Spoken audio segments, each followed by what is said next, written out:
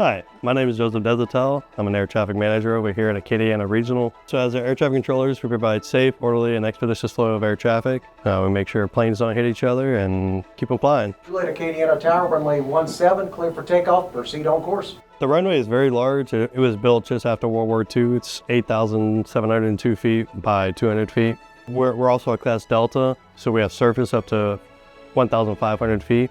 Pretty lax, pretty slow, so you're not saturated with other aircraft. So you can go out and you can do your training. You can take your time, doing your run-ups and what have you. It's a lot of flat space. If you look out here over the horizon, there's not very many trees or obstacles. We also have a lot of different types of reporting points. So we've got Spanish Lake up here to the northeast, and we've got Lake Pineur out to the southwest, and then we've also got Avery Island about 9 miles to the south.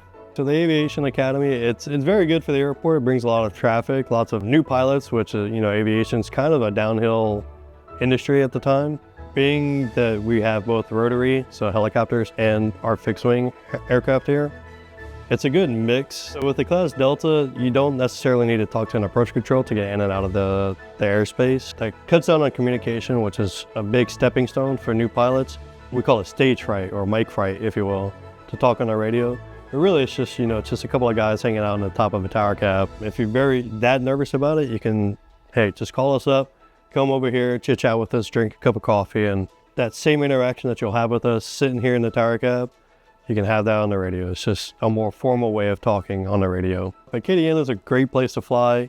It's a nice, unique airport, small, quaint. The runway is massive. Just come by and see us anytime.